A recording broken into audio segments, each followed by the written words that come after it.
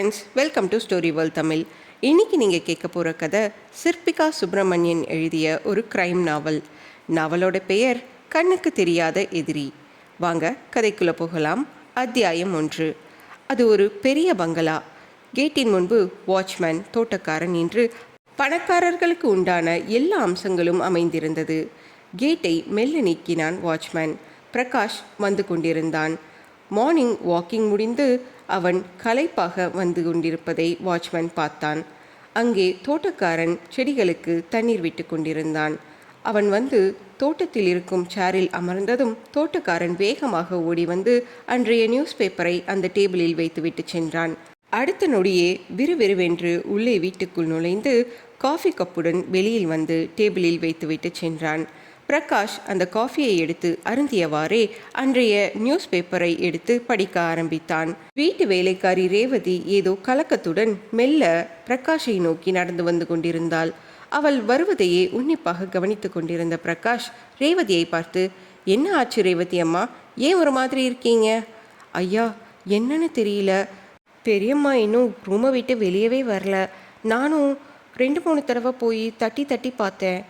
அம்மா இன்னும் வராதது ஒரு மாதிரி இருக்குங்க ஐயா. என்னது, இன்னும் அம்மா எழுந்திருக்கலையா? 6:30 டான் எழுந்திரிச்சு வெளியே வந்துடுவாங்களே. ஏன்? சரி வாங்க போய் பார்க்கலாம் என்று சொல்லி பிரகாஷ் முன்னடக்க ரேவதி பின்தொடர்ந்தாள். பிரகாஷ் அவனது அம்மாவின் அறையின் முன்பு நின்று கதவை வேகமாக தட்ட ஆரம்பித்தான். அம்மா, அம்மா, அம்மா என்று கத்திக்கொண்டே இருந்தான். ரேவதி, சீக்கிரமாக போய் தோட்டக்காரனையும் வாட்ச்மேனையும் இங்கே வர சொல்லு என்று பதட்டத்துடன் கூறினான். மேலே பிரகாஷின் மனைவி சுனைனா ஏதோ வேலை செய்து கொண்டிருக்க, சுனைனா, சீக்கிரமா கீழே இறங்கி வா, இங்கே இவ்வளோ கத்திக்கிட்டு இருக்கோம், உனக்கு என்ன கேட்கவே இல்லையா என்று அவளையும் அழைத்தான். அவள் வேகமாக மேலிருந்து எட்டி பார்த்து, என்னங்க, நான் பூஜை அறையில் இருக்கேன், பாட்டு கேட்டுட்டு இருக்கிறனால எனக்கு சரியா கேட்கல, இப்போதான் ஏதோ அம்மா அம்மான்னு கத்துற சத்தம் கேட்டுச்சு, என்னாச்சு? ஏன் அத்தை இன்னும் வெளியே வரலையா? என்ன ஆச்சு என்று அவளும் ஒருவித கலக்கத்துடன் வேகமாக கீழிறங்கி வந்தாள். என்னன்னு தெரியல சுனைனா, அம்மா இன்னும் ரூமை விட்டு வரல, எனக்கு ஒரே பயமா இருக்கு. அதான் தோட்டக்காரனையும் வாட்ச்மேனையும் கூப்பிட்டுருக்கேன், கதவை உடைச்சு தான் பார்க்கணும். அப்போ சீக்கிரமாக அதை செய்யுங்க. இவ்வளோ நேரம் என்ன பண்ணிட்டு இருந்தீங்க? ரேவதி அம்மா என்கிட்ட முன்னாடியே வந்து சொல்லியிருக்கலால என்று அவள் கோபப்பட்டு கொண்டிருந்தாள். தோட்டக்காரனும் வாட்ச்மேனையும் அங்கு பார்த்தவுடன் பிரகாஷ் உடனே சீக்கிரமா அந்த கதவை உடைங்க என்று சொன்னான். அவர்கள் தும் தும் என்று இருவரும் சேர்ந்து அந்த கதவை தள்ளினார்கள். தேக்குமர கதவு அவ்வளவு சீக்கிரம் திறக்கவில்லை. இன்னும் பலம் தேவைப்பட்டது. பிரகாஷும் அவர்களுடன் சேர்ந்து தள்ள ஆரம்பித்தான். ஒருவாறு ஏதோ அந்த கதவு திறந்து கொண்டது. உள்ளே நுழைந்த பிரகாஷுக்கு பெரிய அதிர்ச்சி. அவனது அம்மா அகிலாண்டேஸ்வரி அங்கே இறந்து கிடந்தாள். கை நரம்பு அறுக்கப்பட்டு இரத்தம் சொட்டி கொண்டிருந்தது. சுனைனாவும் ரேவதியும் அதை பார்த்தவுடன் பதறி போனார்கள். ஐயோ அத்தை என்று வேகமாக அவள் அத்தையிடம் நெருங்கி, உயிர் இருக்கிறதா என்று அவளது நெஞ்சில் காதை வைத்து கேட்க ஆரம்பித்தாள் சுனைனா. கண்களில் கண்ணீர் வழிய, என்னங்க, அத்தை நம்மளை விட்டு போயிட்டாங்க என்று சொன்ன சுனைனாவை நோக்கி, நான் இப்போ என்ன பண்ணட்டும் சுனைனா? ஆம்புலன்ஸ்க்கு ஃபோன் பண்ணிட்டா? ஒருவேளை உயிர் இருந்தாலும் இருக்கும், நீ தப்பாக கூட சொல்லலாமல்ல?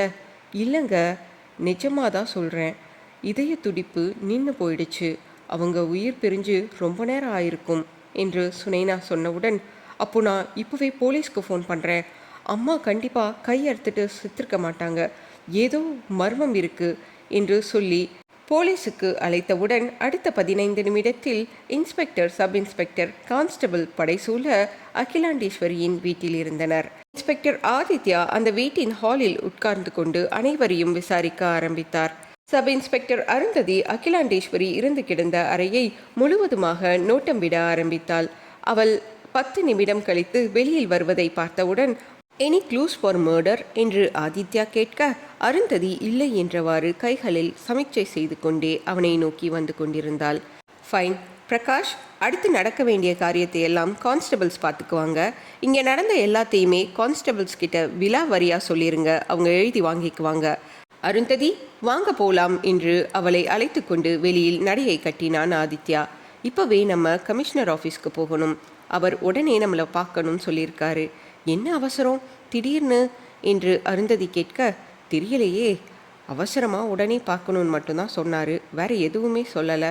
அங்கே போனால் தான் தெரியும், வாங்க போய் பார்த்துக்கலாம் என்று சொல்லி ஆதித்யா ஜீப்பில் ஏறி அமர்ந்தான். அதே சமயத்தில் அகிலாண்டேஸ்வரியின் உடலை போஸ்ட்மார்ட்டம் செய்வதற்காக ஆம்புலன்ஸில் ஏற்றி கொண்டிருந்தனர். இது சூயிசைடரா மர்டரா என்பதை கண்டுபிடிக்கப் போவது நமது இன்ஸ்பெக்டர் ஆதித்யாவும் சப் இன்ஸ்பெக்டர் அருந்ததியும். ஆதித்யா, அருந்ததி இருவரும் கமிஷனரின் அறையில் அவரை பார்த்து ஒரு சல்யூட் அடித்து நின்று கொண்டிருந்தனர். அவர்களை பார்த்தவுடன் கமிஷனர், உட்காருங்க, அகிலாண்டேஸ்வரி டெத்து பற்றி விசாரிக்க தான் கூப்பிட்டேன். என்னோட ஒய்ஃபும் அகிலாண்டேஸ்வரி மேடமும் ரொம்ப க்ளோஸ். என்னோட ஒய்ஃப்க்கு இந்த விஷயம் தெரிஞ்சதுமே ரொம்ப பதட்டமாயிட்டாங்க. அவளால் அதை தாங்கிக்கவே முடியலை. அது மட்டும் இல்லாமல் அகிலாண்டேஸ்வரி சூசைட் பண்ணிக்கிறதுக்கு வாய்ப்பே இல்லைன்னு அடித்து சொல்கிறாங்க. அவங்க சாவில் கண்டிப்பாக ஏதோ ஒரு மர்மம் இருக்குது. அது மர்டராக தான் இருக்கணும். அதனால் நீங்கள் 2 பேரும் இந்த கேஸை ரொம்ப சீரியஸாக எடுத்துக்கிட்டு சீக்கிரமாக என்ன நடந்துச்சுன்றதை கண்டுபிடிச்சே ஆகணும். அதுக்காக தான் உங்களை கூப்பிட்டேன். அதை விட இன்னொரு முக்கியமான விஷயம், 2 நாளைக்கு முன்னாடி கூட அகிலாண்டேஸ்வரி மேடம் என் ஒய்ஃப் கிட்ட அவங்களோட பிஸ்னஸ் பார்ட்னர் சந்திரசேகர் ரொம்ப பிரச்சனை பண்ணுறதாகவும் அவன் இப்போல்லாம் வர வர ரொம்ப சரியில்லைன்னு சொல்லி புலம்பி இருந்திருக்காங்க. எதுக்கோ சந்திரசேகர் மேலேயும் ஒரு கண்ணை வச்சுக்கோங்க என்று சொல்லி அவர்களை வெளியேற்றினார். சார், அப்போ நம்மளோட முதல் சஸ்பெக்ட் சந்திரசேகர், அவர்கிட்ட விசாரணையை ஆரம்பிச்சிடலாமா என்று அருந்ததி கேட்க, கண்டிப்பாக ஆரம்பிச்சு தான் ஆகணும். ஆனால் சந்திரசேகர் நம்மளோட முதல் சஸ்பெக்ட் கிடையாது. பிரகாஷ் அண்ட் சுனைனா இவங்க 2 பேரும் தான் நம்மளோட முதல் சஸ்பெக்ட். அந்த வீட்டில் இருக்க எல்லாத்து மேலேயும் ஒரு கண்ணை வச்சுக்கணும் அருந்ததி, மறந்துடாத. இப்போது சந்திரசேகர் பற்றின கிரவுண்ட் ஒர்க்கை கொஞ்சம் பண்ணிவிட்டு அதுக்கப்புறமா விசாரணைக்கு போகலாம். நீங்கள் அவரை பற்றின டீட்டெயில்ஸ் எல்லாத்தையும் கலெக்ட் பண்ணி என்கிட்ட கொடுங்க. நம்ம இன்னைக்கு ஈவினிங்கே சந்திரசேகரை போய் மீட் பண்ணலாம் என்று சொல்லி அவர்கள் இருவரும் போலீஸ் ஸ்டேஷனுக்கு சென்றனர். சந்திரசேகரின் விவரங்களை பற்றி அருந்ததி ஒவ்வொன்றாக கூற ஆரம்பித்தாள். சார், சந்திரசேகரும் அகிலாண்டேஸ்வரி மேடமோட ஹஸ்பண்டும் 2 பேரும் சேர்ந்து தான் இந்த பிஸ்னஸை ஸ்டார்ட் பண்ணியிருக்காங்க. ரொம்ப பெரிய ஸ்தாபனமாக இது வளர்ந்துருக்கு. ஆனால் சந்திரசேகரோட உழைப்பு அங்கே முழுக்க முழுக்க ரொம்ப கம்மியாகிட்டே இருந்திருக்கு. அதனால் அவர் ஒரு ஸ்லீப்பிங் பார்ட்னராக வச்சுக்க ஆரம்பிச்சிருக்காங்க. அவருக்கான பங்குகளும் ரொம்ப கம்மி தான் அவங்க கம்பெனியில். அகிலாண்டேஸ்வரி மேடமும் அவங்க ஹஸ்பண்ட் இறப்புக்கு அப்புறம் இவரை எப்படி சமாளிக்கிறதுன்னு தெரியாமல் ரொம்ப தள்ளாடி இருக்காங்க. ஏன்னா இவர் நிறைய கடன் வாங்க ஆரம்பிச்சிருக்காரு. இருந்தது ஒரே ஒரு பொண்ணு தான். அந்த பொண்ணை ரொம்ப பெரிய இடத்துல கல்யாணம் பண்ணி கொடுத்துருக்காரு. அதுக்காக எல்லா செலவையும் இவரே பண்ணியிருக்காரு. அதுவும் ரொம்ப ரொம்ப ஆடம்பரமாக செலவு பண்ணி கல்யாணம் பண்ணியிருக்காரு. அகிலாண்டேஸ்வரி மேடம் ஒவ்வொரு தடவையும் அவரை எச்சரிச்சுட்டே இருந்திருக்காங்க. ஆனால் அதை எதையுமே காதில் வாங்காமல் போய் நிறைய கடன் ஆனதுனால அந்த கடனை எல்லாம் கட்டுறதுக்காக அகிலாண்டேஸ்வரி மேடமை ரொம்ப தொல்லை பண்ண ஆரம்பிச்சிருக்காரு சந்திரசேகர். அதனாலேயே 2 பேர்த்துக்குள்ள வாக்குவாதம் முத்தி நிறைய தடவை கம்பெனியில் சண்டை நடந்திருக்கிறதா நமக்கு தகவல் கிடைச்சிருக்கு. அவ்வளவுதான் சார். இதுக்கு மேலே சொல்லிக்கிற அளவுக்கு இவரை பற்றி பெருசாக எதுவும் இல்லை. ஆனால் கடனுக்காக அகிலாண்டேஸ்வரி மேடமை கொல்ற அளவுக்கு அவர் போயிருப்பாருன்னு எனக்கு டவுட்டாக தான் இருக்குது.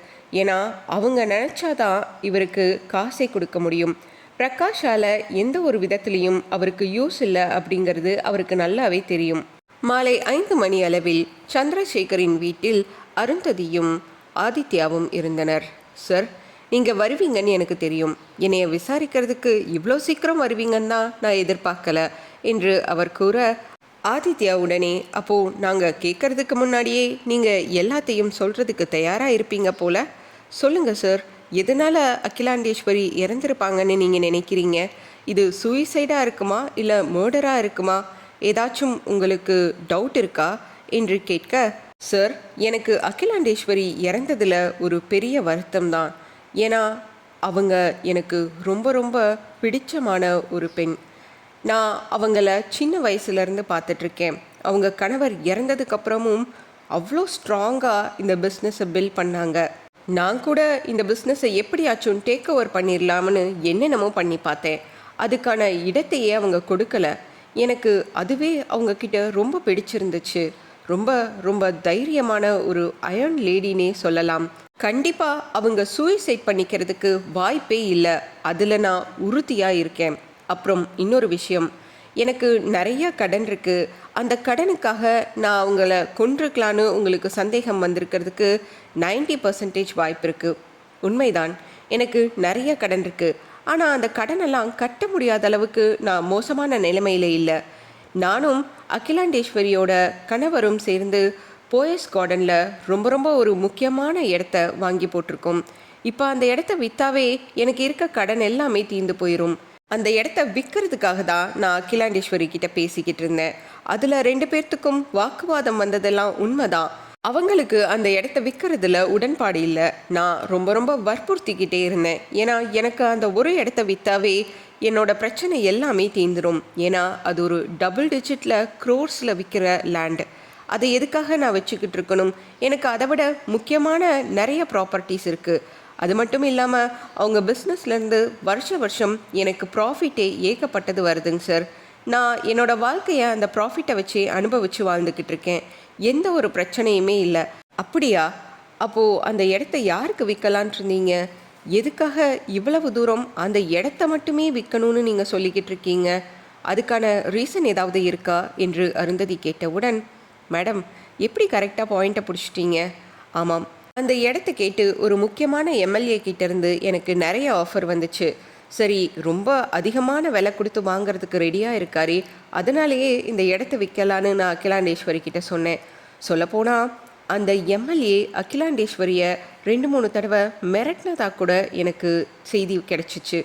ஸோ அவங்க மேலே கூட உங்களுக்கு சந்தேகம் திரும்புறதுக்கும் வாய்ப்பு இருக்குது. நீங்கள் வேணும்னா இன்னும் கொஞ்சம் தோண்டி துருவி விசாரிச்சு பாருங்களே. சார், அந்த தோண்டி துருவலெல்லாம் நாங்கள் பண்ணிக்கிறோம். அந்த எம்எல்ஏ யாருன்றதை மட்டும் நீங்கள் சொல்லுங்கள் என்று ஆதித்யா கேட்க, அது வேற யாரும் இல்லை, இப்போ எப்போவுமே ஹாட் நியூஸில் வந்துட்டுருக்க பொதுப்பணித்துறை அமைச்சர் எம்எல்ஏ வானம் அவர்கள்தான் என்று சொன்னவுடன் இருவரும் ஒருவரையொருவர் பார்த்து கொண்டனர். சரிங்க, தேங்க்யூ ஸோ மச் உங்களோட கோஆப்ரேஷனுக்கு. மேற்படி ஏதாவது விசாரணைக்கு வர சொன்னால் வந்துடுங்க என்று சொல்லி கிளம்ப போன அவர்களை நிறுத்தி, மேடம், நான் ஒன்று சொல்லணும். ஆக்சுவலாக பிரகாஷ் மேலே எனக்கு ரொம்ப ரொம்ப சந்தேகம் நிறையா இருக்குது. ஏன்னா அவன் ரொம்ப வருஷமாக அவன் கம்பெனியில் ஜென்ரல் மேனேஜராக தான் இருந்துக்கிட்டு இருக்கான். அவங்க அம்மாவை எவ்வளோ நாட்களாக சிஇஓவாக ஆகணும்னு கேட்டுக்கிட்டு இருக்கான். ஆனால் அவங்க அவனுக்கு எந்த ஒரு பதவி உயர்வும் கொடுக்காம ஜென்ரல் மேனேஜராகவே கடந்த 12 வருஷமாக வச்சுக்கிட்டு இருக்காங்க.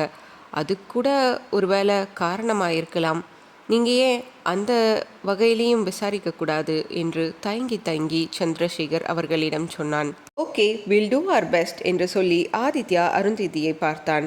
அருந்ததி ஆதித்யாவின் பைக்கை சுற்றியும் பார்த்து கொண்டிருந்தாள். அவளை நோக்கி சென்று அந்த பைக்கின் சாவியை அருந்ததியிடம் கொடுத்து, அருந்ததி, பைக்கை எடு என்று சொன்னவுடன் அவளது முகத்தில் 1000 வாட்ஸ் பல்ப் எரிந்தது. என்ன, ரொம்ப சந்தோஷமாக இருப்ப போல? ஆமாம் சார், இன்றைக்கி தான் ஃபர்ஸ்ட் இந்த பைக்கை நீங்கள் ஸ்டேஷனுக்கு எடுத்துகிட்டு வந்திருந்தீங்க. அதை பார்த்தப்பயே ரொம்ப சந்தோஷமாக இருந்துச்சு. ஆனால் இவ்வளவு சீக்கிரம் என்கிட்ட கொடுத்து ஓட்ட சொல்லுவீங்கன்னு நான் நினச்சி கூட பார்க்கல. அட அருந்ததி, இந்த பைக் உன்னோடது மாதிரி தான், நீ எப்போ வேணாலும் எடுத்து ஓட்டு, சரியா என்று சிரிக்க அவளும் சந்தோஷமாக அந்த பைக்கை எடுத்து ஸ்டார்ட் செய்தாள். அத்தியாயம் 3. சார், எப்போ இந்த பைக்கை வாங்குனீங்க? சொல்லவே இல்லையே என்று அருந்ததி கேட்க, அது ஒரு பெரிய கதை அருந்ததி, உனக்கு தெரியாதா என்ன? என் லவர் ரம்யாவை பற்றி. அவ தான் ஏதாச்சும் ஒரு சர்ப்ரைஸ் கொடுப்பாளே, அந்த மாதிரி திடீர்னு முந்தானேத்து என்னை ஷோரூம்க்கு கூட்டிகிட்டு போய் ஒரு பைக்கை செலக்ட் பண்ண சொன்னான்.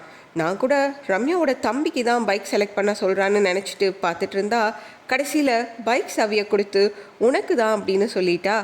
எனக்கு தலைக்கால் புரியலை. செம்ம ஹாப்பி. ஏன்னா இந்த பைக்கை வாங்கணுன்றது என்னோட ரொம்ப நாள் ட்ரீம். அதை அவளே செஞ்சிட்டா.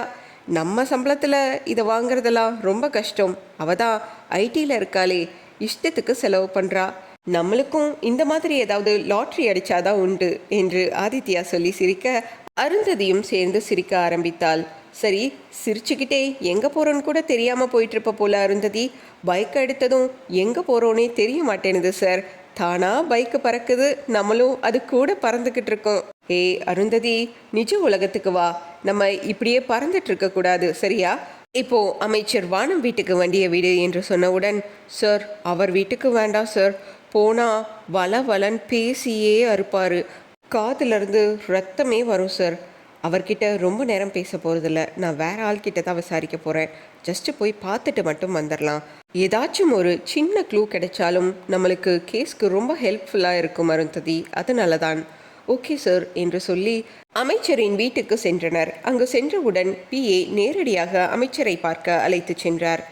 என்னம்மா அருந்ததி, இன்ஸ்பெக்டர் ஆதித்யா, 2 பேரும் நல்லா இருக்கீங்களா?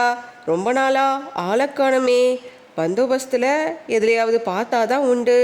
சரி, இங்கே எதுக்கு வந்திருக்கீங்க என்று அவர் கேட்க, ஆதித்யா அகிலாண்டேஸ்வரியின் இறப்பை பற்றியும் அவர் வாங்க நினைத்த இடத்தை பற்றியும் கூறியவுடன், அட ஆமாம்ப்பா, அந்த இடத்த வாங்கிறதுக்கு அந்த பொம்பளைய எவ்வளவோ மண்டையை கழுவி பார்த்தேன், வேலைக்கே ஆகலை. கொஞ்சம் கூட புடி கொடுத்து அந்தம்மா பேசவே மாட்டேங்குது. ரொம்ப தைரியக்காரி தான். கொஞ்சம் மிரட்டி கூட பார்த்தேன், ஆனால் வலிக்கே வரல. அதனால் நான் அதிலேருந்து விலகிட்டேனே. இன்னுமா என் தலையை அதில் உருட்டிக்கிட்டு இருக்கிறாங்க. நீங்கள் இங்கே வந்ததே வேஸ்ட்டுப்பா. சரி, வந்ததும் வந்தீங்க, நைட்டு கம்முன்னு சாப்பிட்டே போயிருங்க என்று சொல்லி அமைச்சர் அங்கிருந்து எழுந்து சென்றவுடன் அவர்களை நோக்கி பிஏ வந்தார். சார் வாங்க, நம்ம சாப்பிட்டுக்கிட்டே பேசலாம் என்று அவர்களை டைனிங் ஹால் நோக்கி அழைத்து சென்றார். அங்கு சென்றவுடன் அருந்ததி லேசாக ஆதித்யாவின் காதில், சார் இப்போ தெரியுது அமைச்சர் வீட்டுக்கு ஏன் இந்த டைமுக்கு போகலான்னு நீங்கள் சொன்னீங்கன்னு. அங்கே பாருங்க, விதவிதமாக டிஷ் இருக்குது. ஒரு புடி பிடிக்கலாம் தானே இங்கே வர சொன்னீங்க என்று சொன்னவுடன், அருந்ததி கம்மன் இருக்க மாட்டேனி என்று சொன்னவுடன் அருந்ததி மறுபடியும், சார் மக்கள் சொத்தை கொள்ளையடிக்கிறவங்க வீட்டில் ஒரு நேரம் சாப்பிட்றதுனால எந்த ஒரு தப்பும் இல்லை.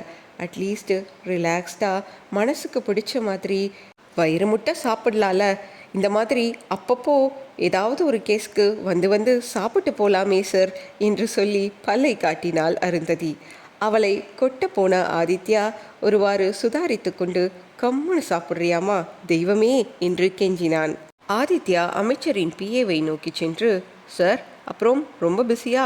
அமைச்சர் இங்கே இருக்கிறதே இல்லை என்று கேட்க, ஆமாம்ப்பா, இப்போதான் எலெக்ஷன் வரப்போகுதே, இன்னும் 6 மாதத்துக்கு தொகுதின்னு தொகுதியை மட்டும்தான் பார்ப்பாரு.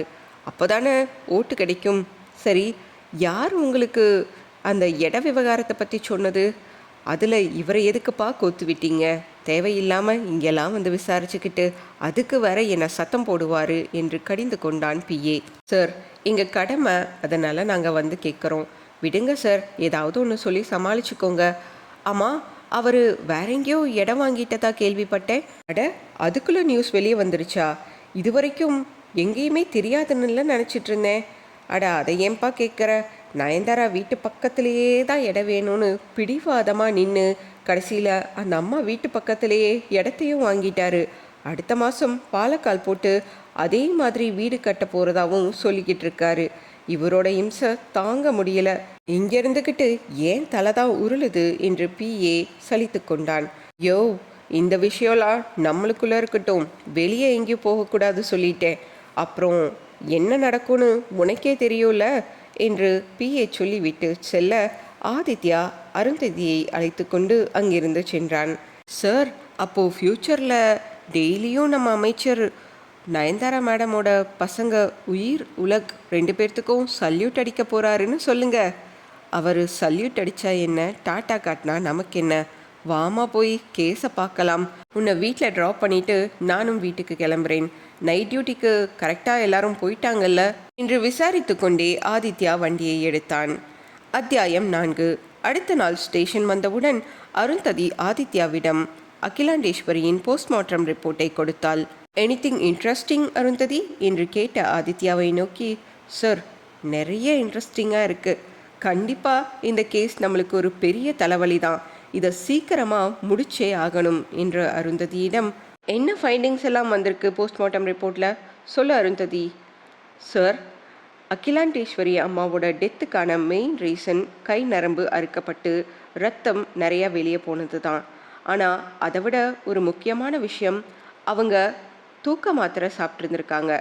ரெகுலராக சாப்பிடுவாங்களா இல்லை அன்னைக்கு நைட் யாராவதும் அவங்களுக்கு கொடுத்தாங்களான்றது தெரியலை. அடுத்தது ரொம்ப ரொம்ப ட்விஸ்டான ஒரு முக்கியமான விஷயம் என்னதுன்னா, அவங்களோட வயத்தில் ஏதோ ஒரு சப்ஸ்டன்ஸ் இருந்ததாகவும் அந்த சப்ஸ்டன்ஸோட அளவு ரொம்ப ரொம்ப கம்மியாக இருந்திருக்கு. லேபில் டெஸ்ட் பண்ணதில் அதை பற்றின எந்த இன்ஃபர்மேஷனுமே கிடைக்கலையாம். அதனால் அவங்க மும்பைக்கு அந்த சாம்பிளை அனுப்பிச்சி வச்சிருக்கிறதா டாக்டர் சொல்லியிருக்காரு. சார், நம்ம இப்போது டாக்டரை போய் பார்க்கணும்.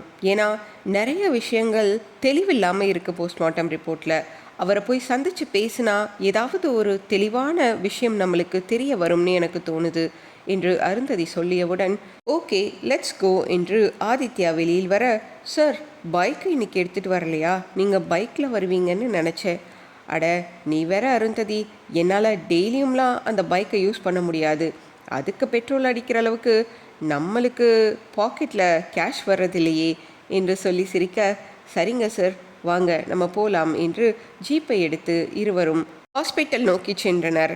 அருந்ததி, நான் உங்ககிட்ட சுனைனா பற்றியும் பிரகாஷ் பற்றியும் விசாரிக்க சொல்லி சொன்னனே, அவங்களோட தகவல் எல்லாத்தையும் விசாரித்து வச்சிட்டியா? Yes sir, everything in finger tips என்று சொன்ன அருந்ததியை பார்த்து குட் என்றான் ஆதித்யா. ஹாஸ்பிட்டலில் டாக்டரின் அறையில் இருவரும் இருந்தனர். டாக்டர் சிறிது நேரம் கழித்தே அந்த அறைக்கு வந்தார். என்ன ஆதித்யா, அருந்ததி ரொம்ப நேரமாக வெயிட் பண்ணிட்டு இருக்கீங்களா? ஒரு கேஸ் வந்துச்சு, அதான் முடிச்சுட்டு வர்றதுக்கு கொஞ்சம் லேட் ஆயிடுச்சு. No problem doctor.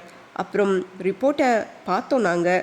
நீங்கள் அதில் தெளிவே இல்லாமல் ஒரு சில விஷயங்கள் மென்ஷன் பண்ணியிருக்கீங்க. அது என்னன்னு கேட்டுட்டு போகலாம் தான் வந்தோம் என்று சொன்ன ஆதித்யாவை நோக்கி, எஸ் ஆதித்யா, நானே உங்களுக்கு விளக்கமாக ஃபோன் பண்ணி சொல்லலாம்னு நினச்சேன். எனக்கு அகிலாண்டேஸ்வரி மேடமோட டெத்தில் நிறைய சந்தேகங்கள் இருக்குது. அவங்களோட ரத்தத்தில் ஏதோ ஒரு அளவு அதிகமாக இருக்குது.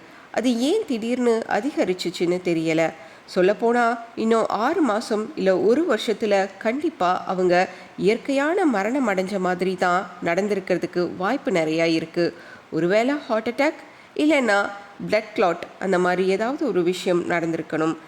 ஆனால் ஏன் இவ்வளவு சீக்கிரம் அவங்கள கையறுத்து கொண்டாங்கன்றதும் இன்னும் பெரிய டவுட்டாக இருக்குது. ஸோ இதை பண்ணினது 2 பேர்.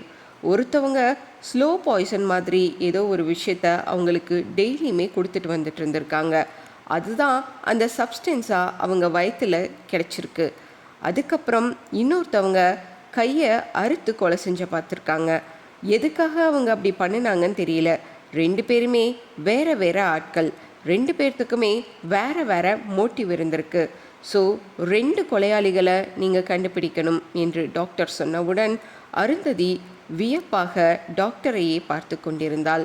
டாக்டர், பேசாமல் எனக்கு பதிலாக இந்த கேஸை சால்வ் பண்ணுறதுக்கு நீங்களே சாருக்கு ஹெல்ப் பண்ணலாம். எவ்வளவு விளக்கமாக ஒன்னொன்னையும் கரெக்டாக துல்லியமாக சொல்லிகிட்டு இருக்கீங்க. அருந்ததி மேடம், என்னோட வேலையை நான் பார்த்துட்ருக்கேன். ஆஸ் அ டாக்டர் எனக்கு என்னென்ன தெரிஞ்சிச்சோ அதை உங்ககிட்ட சொல்லிகிட்டு இருக்கேன். இது எல்லாமே என்னோட யூகம்தான். ஆனால் 2 பேர் கொலை செய்ய முயற்சி செஞ்சுருக்காங்க. ஒருத்தவங்க பாய்சன் கொடுத்துருக்காங்க, இன்னொருத்தவங்க கத்தியால் அறுத்துருக்காங்க. அப்புறம் ரொம்ப ரொம்ப முக்கியமான விஷயம் என்னதுன்னா, அந்த பாய்சன் என்னன்றதை எங்களால் கண்டுபிடிக்க முடியலை. ஸோ அந்த சாம்பிளை மும்பைக்கு டெஸ்ட்டுக்காக அனுப்பிச்சிருக்கோம். அந்த டெஸ்ட் ரிப்போர்ட் வர்றதுக்கு 1 வீக் இல்லை 10 டேஸ் கூட ஆகலாம். ஸோ அது கிடைச்சிச்சுன்னா உங்களுக்கு மேலே இன்வெஸ்டிகேட் பண்ணுறதுக்கு ஹெல்ப்ஃபுல்லாக இருக்கும் ஆதித்யா என்று சொன்ன டாக்டரை நோக்கி, டாக்டர், இங்கே சொன்ன விஷயம் எல்லாமே ரொம்ப புதிராகவே தான் இருக்குது. இதில் எங்களுக்கு எந்த ஒரு க்ளூவும் கிடைக்கல. கண்டிப்பாக அந்த டெஸ்ட் ரிப்போர்ட் வந்துச்சுன்னா தான் மேலே என்ன பண்ணுறதுன்றதையே எங்களால் யோசிக்க முடியும். தயவு செஞ்சு ஒரு 2 or 3 டேஸ்க்குள்ளே அந்த ரிப்போர்ட் கிடைக்கிறதுக்கு ஹெல்ப் பண்ண முடியுமா என்றான் Aditya. I'll try my best Aditya. Thank you so much doctor. Will meet you soon என்று சொல்லி இருவரும் அங்கிருந்து கிளம்பினார்கள். கமிஷனர் வேற காலையிலேயே மெசேஜ் பண்ணிட்டாரு அருந்ததி. என்ன ஃபைண்டிங்ஸ்னு கேட்டிருக்காரு. 2 கொலைக்காரன்னு சொன்னால் இன்னும் ஒரு கொலைக்காரனை கூட நீங்கள் கண்டுபிடிக்கலையா? என்ன வேலை பார்க்குறீங்க? உங்ககிட்ட ஃபயர் இல்லை mister Aditya. You are good for nothing என்று ப்ரூவ் பண்ணிடாதீங்க. Having so much of trust on you Aditya. நான்லாம் உங்களை மாதிரி இருந்தப்ப பெரிய பெரிய கேஸையெல்லாம் அசால்ட்டாக சால்வ் பண்ணியிருக்கேன். நீங்கள் என்னதுன்னா ரொம்ப தான் கொத்திக்கிட்டே இருக்கீங்க, கொத்து பரோட்டா மாதிரி. சீக்கிரமாக கண்டுபிடிங்கன்னு என் தலையை கால்ஃப் பால் மாதிரி உருட்டி விடுவார். என்ன செய்யறதுனே தெரியல என்று புலம்பிக் கொண்டிருந்தான் ஆதித்யா. சார், கொலை நடந்து 2 நாள் கூட ஆகலை. அதுக்குள்ளே எப்படி சார் கண்டுபிடிக்கிறது? 2 கொலைக்காரங்க, கண்டிப்பாக அதுக்குன்னு டைம் எடுத்துக்கோல. ஆமாம்மா, நீ சொல்லுவ. அதைய கமிஷனர் புரிஞ்சுக்கணுமே. சீக்கிரமாக வேலை செய்யணும். வாங்க போய் அடுத்த சஸ்பெக்ட் யாருன்றதை பார்க்கலாம். சார், என்னை பொறுத்த வரைக்கும் அடுத்து வீட்டு வேலைக்காரி ரேவதியை பற்றி விசாரிச்சா பரவாயில்லன்னு தோணுது. ஓகே ஃபைன், அப்போது ரேவதியை விசாரணைக்கு போலீஸ் ஸ்டேஷன் வர சொல்லிடுங்க என்று சொல்லி அவர்கள் இருவரும் அடுத்த வேலையை ஆரம்பித்தார்கள். அத்தியாயம் 5. ரேவதி அம்மா, அகிலாண்டேஸ்வரி இறந்த துக்கத்திலிருந்து நீங்கள் இன்னும் வெளியே வரல போல என்று அருந்ததி ரேவதியை விசாரிக்க ஆரம்பித்தாள். அவள் ஆமாம் என்று தலையை ஆட்டியவாறு கண்களில் வழிந்த கண்ணீரை சேலை துணியில் துடைத்தாள். சரி, ரேவதி அம்மா தான் அந்த வீட்டில் டான்னு கேள்விப்பட்டோம். பெரியம்மா சின்னம்மாக்கு அப்புறம் ரேவதி அம்மா சொன்னால் எதாக இருந்தாலும் அந்த வீட்டில் எல்லாருமே தட்டாமல் கேட்பாங்களாமே, உண்மையா என்றதும் அவள் திடுக்கிட்டு, ஐயோ மேடம், அப்படியெல்லாம் ஒன்றும் இல்லைங்க. அந்த வீட்டில் நான் 20 வருஷத்துக்கு மேலே வேலை செய்கிறேன். பிரகாஷ் தம்பி வளர்த்ததே நான் தான். அதனால் எனக்கு கொஞ்சம் உரிமை அதிகங்க. பெரியம்மாவும் என் மேலே ரொம்ப நம்பிக்கை வச்சுருக்காங்க. அதனாலேயே நான் என்ன சொன்னாலும் கேட்பாங்க. மற்றபடி ஒன்றும் இல்லைங்க என்று பணிவாக கூறினாள். ஓ அப்படியா, சரி, உங்கள் குடும்பத்தை பற்றி சொல்லுங்கள்.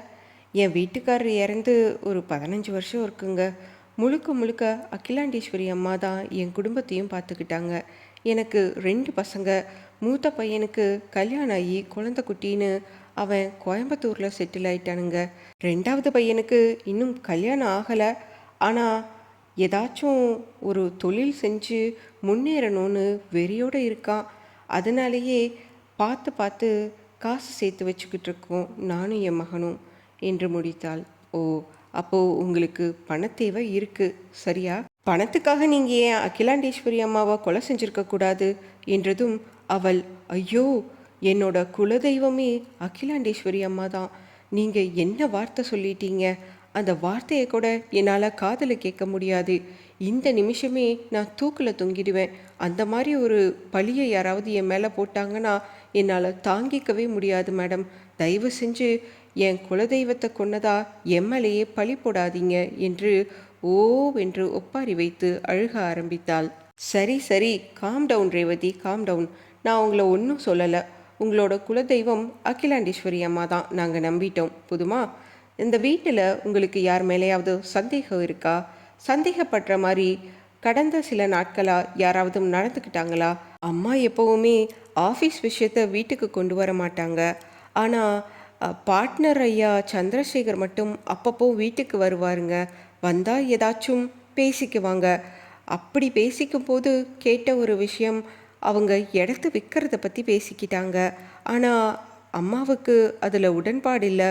ஒரு தடவை கொஞ்சம் ஓங்கி பேசிட்டாங்க. ஐயாவும் கோவிச்சுக்கிட்டு எழுந்திரிச்சு போனார். அது நடந்து ஒரு 1.5 மாதம் இருக்குங்க. அதுக்கப்புறமா ஐயா வீட்டு பக்கம் வரவே இல்லை. சரி, சந்திரசேகர் ஒருத்தர். அதுக்கப்புறம் அடிக்கடி வீட்டுக்கு ஏதோ ஒரு கடுதாசி மாதிரி வந்துச்சுங்க. அதை பார்த்துட்டு அம்மா கோவப்பட்டு கிழிச்சு போட்டாங்க. பிரகாஷ் ஐயாவுக்கு கூட அதை பற்றி எதுவும் தெரியாது. அதில் என்ன வந்துச்சுன்னு எனக்கு தெரியலீங்க மேடம். எனக்கு இதை சொல்லலாமான்னு தெரியல. ஆனால் பிரகாஷ் ஐயாவுக்கும் சுனைனா அம்மாவுக்கும் கல்யாணம் ஆனதுலேருந்து குழந்தை இல்லாதது அம்மாவுக்கு ரொம்ப வருத்தம். அதனால் அவங்க 2 பேர்த்தையும் ஹாஸ்பிட்டலு கோயில்னு எங்கேயாச்சும் போக சொல்லிக்கிட்டே இருந்தாங்க. அவங்க 2 பேரும் அதை கண்டுக்கவே இல்லை. அதுக்காக எந்த ஒரு முனைப்பும் எடுத்த மாதிரி தெரியலை. அதை நினச்சி ரொம்ப வருத்தப்பட்டாங்க பெரியம்மா. என்கிட்ட அப்பப்போ சொல்லி கண்ணீர் கூட விட்டுருக்காங்க. அவங்களுக்கு வீட்டுக்கு ஒரு வாரிசு இல்லையேன்றது பெரிய வருத்தமாக இருந்துச்சு. பெரியய்யா மட்டும் இருந்தா இன்னைக்கு நான் இந்த மாதிரி இருக்கணுன்ற அவசியமே இல்லை. அவர் பார்த்து பார்த்து எனக்காக எல்லாமே செய்வாருன்னு கொஞ்ச நாளாகவே வருத்தத்தில் தான் இருந்தாங்க. ஓ அப்படியா, சரி. பெரியம்மா நைட் எப்படி தூங்குவாங்க? நல்லா தூங்கிடுவாங்களா, இல்லை சாப்பிட்டு தூக்கம் வராமல் இது கஷ்டப்படுவாங்களா? அம்மா எப்போவுமே நைட்டு பால் குடித்ததுமே நல்லா தூங்கிடுவாங்கங்க. ஒரு 6 மாதத்தளவில் எப்படியும் அவங்க ஒரு அரை தூக்க மாத்திரையாவது எடுத்துகிட்டு தான் படுப்பாங்க. ஏன்னா அவங்க வேலை அந்த மாதிரி. முன்னாடியெல்லாம் எவ்வளவு வேலையாக இருந்தாலும் நல்லா தூங்கி எழுந்திரிச்சிட்டு தான் இருந்தாங்க. வயசாக வயசாக தூக்கம் வரமாட்டேங்குது, ரொம்ப கவலையாக இருக்குது, பிஸ்னஸை நினச்சி கவலையாக இருக்குது, வீட்டை நினச்சி கவலையாக இருக்குன்னு ரொம்ப கவலைப்பட்டுக்கிட்டே இருந்தாங்க. அதனால தான் தூக்க மாத்திரை எடுத்துகிட்டு தூங்குறதாவும் என்கிட்ட புலம்பி இருக்காங்க. அப்போது இருந்த அன்னைக்கும் தூக்க மாத்திரை எடுத்துட்டு தான் தூங்கியிருப்பாங்கன்னு சொல்கிறீங்க, கரெக்ட்? இருக்கலாமுங்க. நான் பால் கொடுத்துட்டு டக்குன்னு அன்னைக்கு வெளியே வந்துட்டேன். அம்மா மாத்திரை போடுறத சரியாக கவனிக்கலை. ஆனால் அம்மா தூக்க மாத்திரை சாப்பிட்டுட்டு தான் படுத்திருப்பாங்க. நீங்கள் சொல்கிறத பார்த்தா கண்டிப்பாக அகிலாண்டேஸ்வரி அம்மாவை கொலை செஞ்சது வீட்டில் இருக்க யாரோ ஒருத்தராவோ இல்லை வீட்டை பற்றி எல்லாமே தெரிஞ்ச ஒருத்தராவோ தான் இருக்கணும்.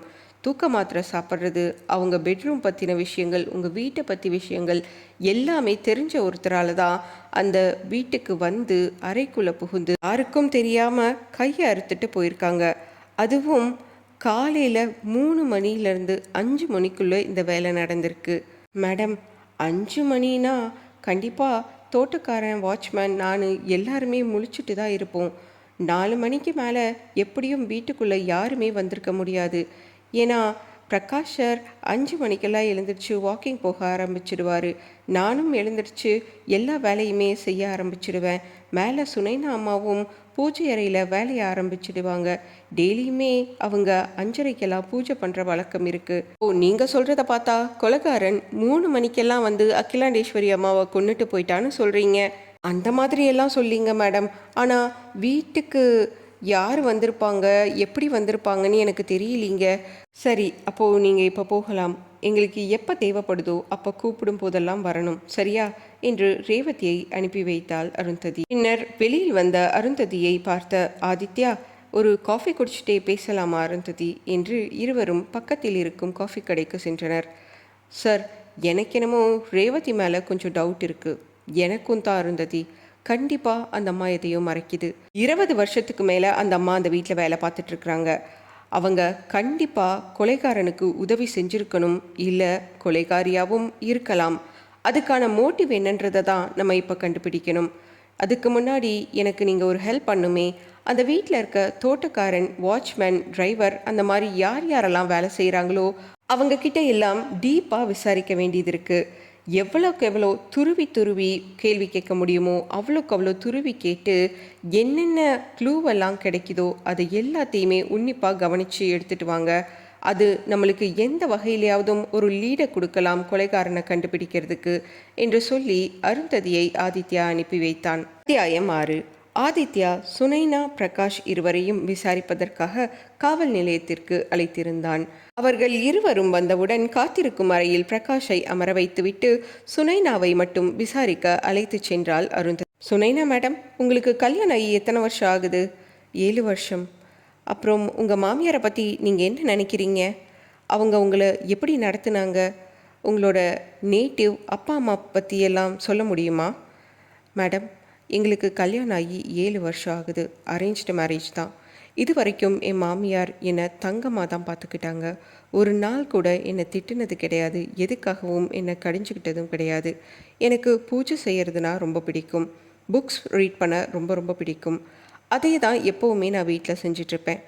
என்னை ஏன் வேலைக்கு போகல, சம்பாதிக்கலை, இதை பண்ணு அதை பண்ணு, வேலை செய்யின்னு ஒரு நாள் கூட என் மாமியார் என்ன சொன்னது கிடையாது. சொல்லப்போனால் எங்கள் அம்மாவை விட அவங்க என்னை ரொம்ப நல்லா பார்த்துக்கிட்டாங்க. ஓ, அப்போது உங்கள் கணவரை பற்றி கொஞ்சம் சொல்ல முடியுமா? பிரகாஷ் என்னோட உலகம். அவரை எனக்கு ரொம்ப ரொம்ப பிடிக்கும். எங்களது அரேஞ்ச்டு மேரேஜ் தான். அகிலாண்டேஸ்வரி அம்மா எங்கள் கல்யாணத்துக்காக வீட்டில் வந்து பேசினப்ப அது எனக்கு ஒரு பெரிய கனவு மாதிரி இருந்துச்சு. ஏன்னா எனக்கு அப்பா இல்லை, அம்மா மட்டும்தான். ரொம்ப மிடில் கிளாஸ் ஃபேமிலி. கஷ்டப்பட்டு படித்து நல்ல ஒரு கம்பெனியில் வேலை பார்த்துட்டு இருந்தேன். எப்படி என் ஜாதகம் அவங்களுக்கு போச்சுன்னு தெரியல. என் ஜாதகம் அருமையாக இருக்குது, பிரகாஷோட ஜாதகத்தோட நல்லா பொருந்தி இருக்குன்னு அவங்களே நேரடியாக பெண் கேட்டு வந்தாங்க. எங்கள் அம்மாவுக்கு ஃபஸ்ட்டு கொஞ்சம் தயக்கமாக இருந்துச்சு. ரொம்ப பெரிய இடம், நம்மளுக்கு ஒத்து வராதுன்னு தயங்கினாங்க. ஆனால் அகிலாண்டேஸ்வரி அம்மா தான் உறுதியாக உங்கள் பொண்ணை என் பொண்ணு மாதிரி பார்த்துக்கிறேன்னு நம்பிக்கை கொடுத்தாங்க. அதனால தான் எங்கள் அம்மா கல்யாணமும் பண்ணி வச்சாங்க. அதுக்கப்புறம் என் வாழ்க்கை அப்படியே தலைகீழாக மாறிடுச்சு. அம்மா வீட்டை விட என்னோட வீடுன்னு இந்த வீட்டில் நிறைய உரிமை எடுத்து செய்ய ஆரம்பித்தேன். அது அகிலாண்டேஸ்வரி அம்மாவுக்கும் ரொம்ப பிடிச்சிருந்துச்சு. அதனாலேயே என்னை அவங்க மகளாகவே பார்த்துக்கிட்டாங்க. நான் பிறந்தது வளர்ந்தது எல்லாமே சென்னையில் தான். இப்போது கல்யாணத்துக்கு முன்னாடி வேலைக்கு போயிட்டு இருந்திருக்கீங்க, அதுக்கப்புறமா ஏன் வேலையை விட்டீங்க? அகிலாண்டேஸ்வரி அம்மா உங்களை வேலைக்கு போகக்கூடாதுன்னு சொல்லிட்டாங்களா? சேச்சே, அப்படியெல்லாம் இல்லை. அவங்க உனக்கு மனசுக்கு என்ன பிடிச்சிருக்கோ அதை செய்யுன்னு தான் சொன்னாங்க. ஆனால் எனக்கு தான் போகிறதுக்கு பிடிக்கலை. வீட்லேயே இருந்து என்னோட வீடு, என் மாமியார், என் கணவர்னு பார்த்துக்கணுன்னு ஆசைப்பட்டேன். ஏன்னா அவங்க 2 பேருமே எப்போவுமே வேலை வேலைன்னு ஓடிக்கிட்டே இருந்தாங்க. அதை பார்க்கும்போது வீட்டில் யாராவது இருந்து அவங்கள பத்திரமா கவனிச்சுக்கணும்னு நினச்சேன். அந்த ஒரே ஒரு காரணத்துக்காக தான் வேலையை விட்டேன். எனக்கு வீட்டில் இருக்கிறது மனநிறைவையும் சந்தோஷத்தையும் தந்துச்சுங்க மேடம். கல்யாணம் ஆகி 7 வருஷத்துக்கு மேலே ஆயிடுச்சு, ஆனால் குழந்தை இல்லையே. அதுக்காக அகிலாண்டேஸ்வரி மேடம் ஒரு தடவை கூட உங்களை சுட்டி காட்டினதில்லை? எதுவும் ட்ரீட்மெண்ட் இல்லை என்ன பிரச்சனைன்றது கேட்டதில்லையா? ஓ, கேட்டிருக்காங்க. நிறையா தடவை கேட்டிருக்காங்க. ஏன் ட்ரீட்மெண்ட்டுக்கு போகக்கூடாதுன்னு கூட சொல்லியிருக்காங்க.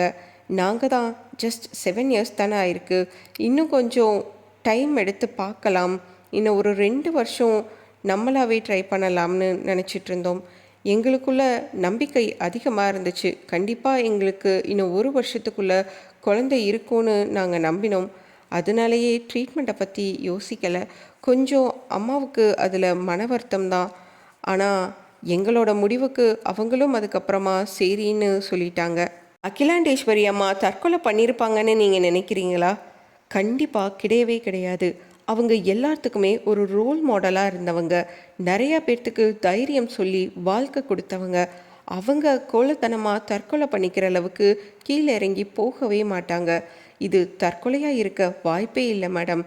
ஏதோ கொலை தான். கண்டிப்பாக யாரோ கொலை செஞ்சுருக்காங்க. தயவு செஞ்சு அந்த கொலைக்காரனை சீக்கிரமாக கண்டுபிடிங்க. Okay, thank you so much for your cooperation சொன்னேனா. You may go now. Prakash விசாரிக்கப்பட்டான். மிஸ்டர் பிரகாஷ், உங்களுக்கு உங்கள் அம்மாவோட இழப்பு ரொம்ப பெரிய அடியாக இருந்திருக்கணுமே. கம்பெனியெல்லாம் எப்படி சமாளிச்சுக்கிட்டு இருக்கீங்க? சார், சொல்லப்போனால் எனக்கு கம்பெனியில் என்ன நடக்குதுன்னே தெரியல. அம்மா போனதுக்கப்புறம் என்ன செய்யணுன்றதும் எனக்கு தெரியல. எல்லா பொறுப்புகளையும் அம்மாவோட personal secretary and managing director அப்புறம் சந்திரசேகர் மாமா இவங்க 3 பேரும் தான் பார்த்துக்கிட்டு இருக்காங்க. எனக்கு ஒரு மாதம் டைம் கேட்டிருக்கேன். அதுக்கப்புறம் தான் கம்பெனி பொறுப்புகளை நான் எடுத்துக்கணும். Is it? நான் கேள்விப்பட்ட வரைக்கும் நீங்கள் கம்பெனியில் ஜஸ்ட் ஜென்ரல் மேனேஜராக தான் இருந்துகிட்ருக்கீங்க. am I correct? Yes sir. ஏன் உங்கள் அம்மா உங்களை மேனேஜிங் டைரக்டராக ஆக்கலை? Is there any reason for that? Sir, ரீசன்லாம் எதுவும் இல்லை. அம்மாவை பொறுத்த வரைக்கும் கீழ்மட்டத்திலேருந்து எல்லாத்தையுமே கற்றுக்கிட்டு மேலே வரணும்னு ஆசைப்படுவாங்க. அதனாலேயே கொஞ்சம் கொஞ்சமாக லேர்ன் பண்ணி வர்றதுக்கு என்னைய ட்ரெயின் பண்ணிக்கிட்டு இருந்தாங்க, அவ்வளவுதான். மற்றபடி யாராச்சும் ஏதாவது புல்ஷீட்டாக பேசியிருப்பாங்க என்னை பற்றி. அதையெல்லாம் நம்புறது முட்டாள்தனம் என்று கொஞ்சம் கோபமாக பேசினான் பிரகாஷ். ஓ, உங்களுக்கு கோபம் கூட வருமா பிரகாஷ்? சார், என்னோட சூழ்நிலையில் நீங்கள் இருந்து பாருங்க, உங்களுக்கு இதை விட கோபம் அதிகமாகவே வரும். எங்கள் அம்மாவை பற்றியும் என்னை பற்றியும் யாரோ தப்பாக சொன்னாங்கன்றதுக்காக நீங்கள் அதை வச்சு என்ன சந்தேகப்பட்டு கேட்குறது ரொம்ப பெரிய முட்டாள்தனம். முட்டாள் நானா இல்லை நீங்களான்றது கூடிய சீக்கிரம் தெரிஞ்சிடும். சரி, ரேவதி அம்மாவை பற்றி நீங்கள் என்ன நினைக்கிறீங்க? அவங்க எனக்கு இன்னொரு அம்மா. அகிலாண்டேஸ்வரி அம்மா எப்போவுமே கம்பெனி வேலைன்னு ஓடிக்கிட்டே இருப்பாங்க. என்னை பார்த்து பார்த்து வளர்த்தது, நல்லது கெட்டது எல்லாத்தையுமே சொல்லி கொடுத்தது எல்லாமே ரேவதி அம்மா தான். அகிலாண்டேஸ்வரி அம்மா எனக்கு வெளி உலகத்துக்கு அம்மாவாக இருந்தாலும் வீட்டில் நிஜ அம்மாவாக எனக்கு இருந்தது ரேவதி அம்மா தான். அப்போது ரேவதி அம்மா தான் உங்களுக்கு உங்கள் அம்மாவை விட ரொம்ப பிடிக்கும்னு சொல்கிறீங்க. சேச்சே, அப்படியெல்லாம் இல்லைங்க. எனக்கு ரேவதி அம்மாவையும் பிடிக்கும்னு சொன்னேன். யாராலையும் எங்கள் அம்மாவோட இடத்த நிரப்ப முடியாதுங்க சார். ஏன்னா she is like a goddess for us. That's a great word Prakash. But அந்த காடஸை கொன்னது நீங்கள் தான். அதுக்கு காரணம் முக்கியமாலுமே நீங்கள் தான். What are you saying? Stop this bullshit inspector. நீங்கள் பதவியில் இருக்கீங்கன்ற ஒரே காரணத்துக்காக கண்டபடி பேசுவீங்க. அதை எல்லாத்தையும் கேட்டுட்டு இருக்கணும்னு எனக்கு அவசியம் இல்லை. ஆதித்யா மெல்ல சிரித்தவாறே, calm down Prakash, calm down. நான் சும்மா தான் சொன்னேன், அதுக்கே இவ்வளவு கோவப்படுறீங்க? சரி, யாரும் உங்கள் அம்மாவை கையெடுத்து கொலை செஞ்சுருப்பாங்கன்னு ஏதாச்சும் யூகம் செய்ய முடியதா? யார் மேலேயாவதும் சந்தேகம் இருக்கா உங்களுக்கு? எனக்கு தெரியல. எனக்கு யார் மேலேயும் சந்தேகம் இல்லை.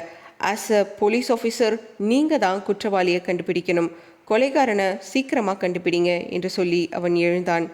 உட்காருங்க பிரகாஷ், உட்காருங்க. எதுக்கு அவசரப்படுறீங்க? இன்னும் உங்ககிட்ட நிறைய கேள்வி கேட்க வேண்டியது இருக்கு.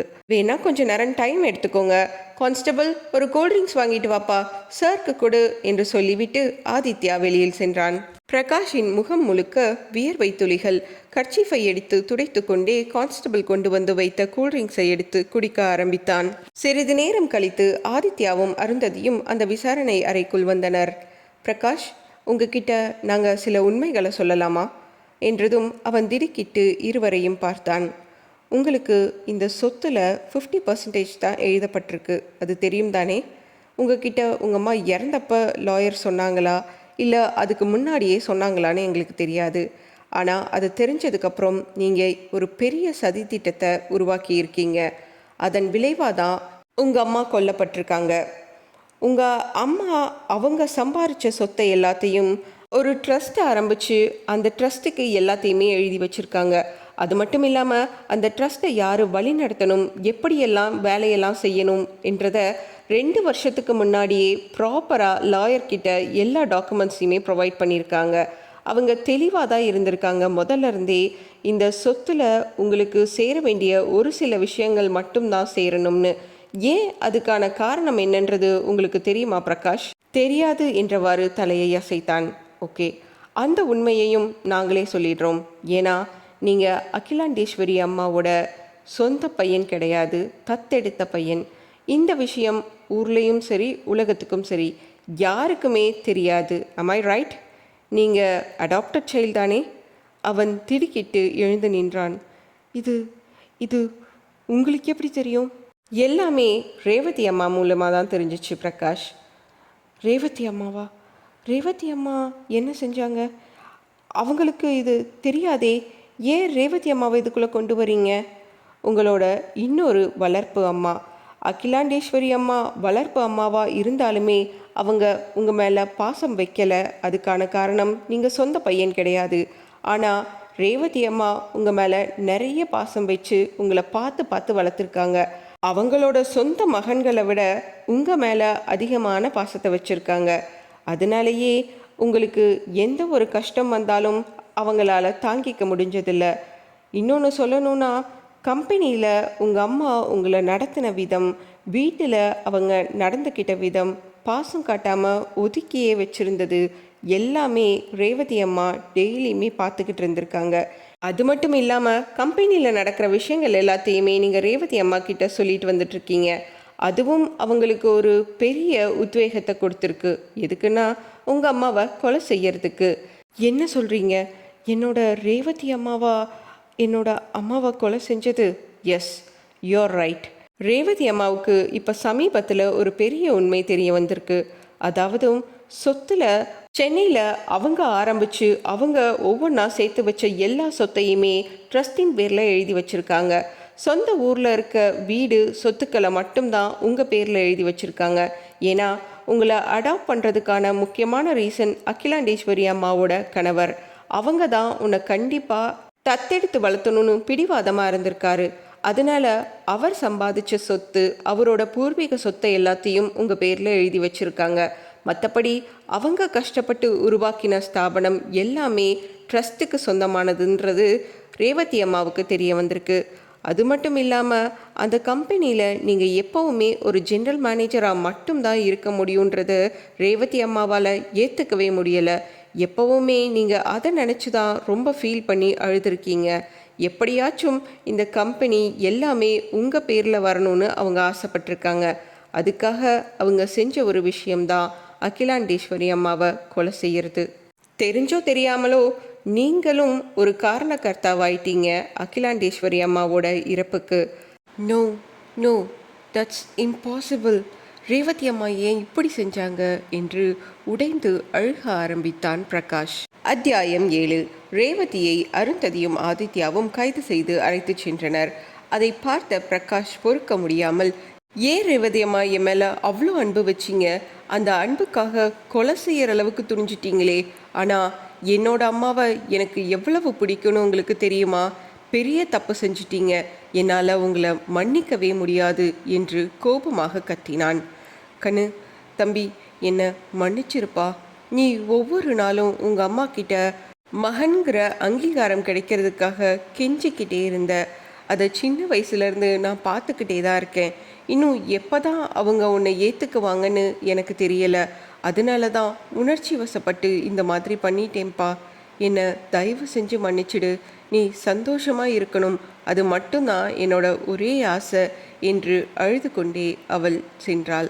சார், ரேவதி தான் கொலை செஞ்சாங்கன்னு எப்படி கண்டுபிடிச்சிங்க? உங்கள் கூடயே தான் இந்த இன்வெஸ்டிகேஷனில் இருக்கேன், ஆனால் எந்த ஒரு க்ளூவுமே எனக்கு கிடைக்கலையே. அட மக்கு, நீ தான் அந்த க்ளூவையே கொடுத்த. தோட்டக்காரன்கிட்ட விசாரிச்சுட்டு வந்துட்டு ரொம்ப ஒரு முக்கியமான விஷயத்தை என்கிட்ட சொன்ன ஞாபகம் இருக்கா? நானா? அப்படி என்ன விஷயம் உங்ககிட்ட சொன்னேன்? யோசித்து கொண்டே இருந்த அருந்ததி ஒரு வழியாக, சார் நீங்களே சொல்லிருங்களே, இந்த மரமட்டைக்கு எட்ட மாட்டேங்குது என்று முழித்து கொண்டே கேட்டாள். அகிலாண்டேஸ்வரி அம்மா இறந்த அன்னைக்கு எல்லாருமே அவங்க ரூமை பார்த்தோம். ஆனால் அவங்க ரூமில் இருக்க பாத்ரூமை பார்க்குறதுக்கு மறந்துட்டோம். நீயும் கவனிக்கலை, நானும் கவனிக்கலை. ஆனால் அந்த பாத்ரூம் உள்ளார தாழ்பால் போட்டிருந்திருக்கு. யாரோ அதை யூஸ் பண்ணுறதுக்கு ட்ரை பண்ணும்போது உள் தாழ்பால் போட்டிருக்கிறத கவனித்து தோட்டக்காரன்ட்ட சொல்லியிருக்காங்க. அவன் அதுக்கப்புறமா அந்த பாத்ரூம் கதவை நீக்கி விட்டதா சொல்லியிருக்கான். கரெக்டா? ஆமாம் சார், அப்படி தான் சொன்னான். ஆனால் அவன் அந்த கதவை எப்படி நீக்கினான்னு உனக்கு தெரியுமா?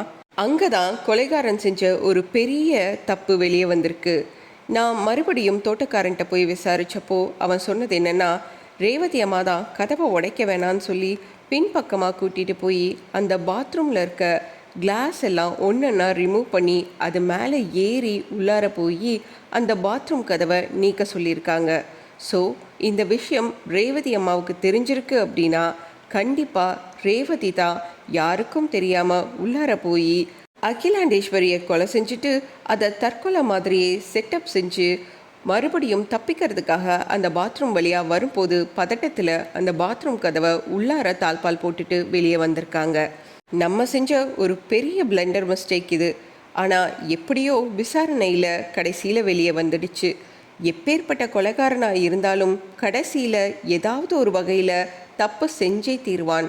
அந்த தப்பை மட்டும் பிடிச்சிட்டா போதும், ஈஸியாக மீன் வலையில் சிக்கிரும். Sir, you're really great, I'm so proud of you என்று அருந்ததி புகழ்ந்து தள்ளினாள் ஆதித்யாவை. போதுமா, ப்ரௌடு மொமெண்டெல்லாம் இங்கே ஒன்றும் இல்லை. அடுத்த கொலைகாரனை வர கண்டுபிடிக்கணும். இந்த மாதிரி கொலை செய்கிறவங்க கூட ஏதாவது ஒரு தப்பை விட்டுட்டு கொலை செய்வாங்க. ஆனால் துல்லியமாக பிளான் பண்ணி எப்படியாச்சும் இயற்கையாக சாகடிக்கணும்னு நினைக்கிறவங்க எந்த விதத்துலேயும் க்ளூவை விட மாட்டாங்க. நம்ம தான் தோண்டி தோண்டி எடுத்து கண்டுபிடிக்கணும். அதனால் யார் அந்த இன்னொரு கொலைகாரன்றதை கண்டுபிடிக்கிறதுக்கு நம்ம நிறையவே மெனக்கெடணும்னு நினைக்கிறேன். அடுத்து விசாரணைக்கு போகலாமா? சார், அப்போது இப்போ எங்கே போக போகிறோம்? சுனைனாவோட அம்மா வீட்டுக்கு. என்ன சார் சொல்கிறீங்க? அங்கே இதுக்கு? எனக்கு என்னமோ இன்னொரு கொலைகாரனும் இதே வீட்டுக்குள்ளே தான் இருப்பான்னு தோணுது. பிரகாஷ், ரேவதி, சுனைனா. பிரகாஷை பற்றி முடிஞ்ச அளவுக்கு எல்லா விஷயங்களையுமே கேதர் பண்ணியாச்சு. சுனைனா மட்டும் ஒரு சில இடத்துல மர்மமாக தெரிகிறாங்க. அதனால் சுனைனா அவங்க அம்மாவை போய் விசாரிச்சுட்டு வரலாம். அருந்ததியும் ஆதித்யாவும் சுனைனாவின் அம்மா வீட்டின் முன்பு நின்று கொண்டிருந்தனர். என்னை கொஞ்சம் பெயிண்ட் அடித்து வேலை பாருங்களேன் என்று கெஞ்சி கொண்டிருந்தது அந்த வீடு. அந்த வீட்டின் காலிங் பெல்லை அமுக்கியவுடன் ஒரு அம்மா கதவை நீக்கினாள். நீங்கள் சுனைனா அம்மாவா? ஆமாம். நீங்கள்? நாங்கள் போலீஸ் இன்ஸ்பெக்டர் ஆதித்யா அண்ட் இவங்க சப் இன்ஸ்பெக்டர் அருந்ததி.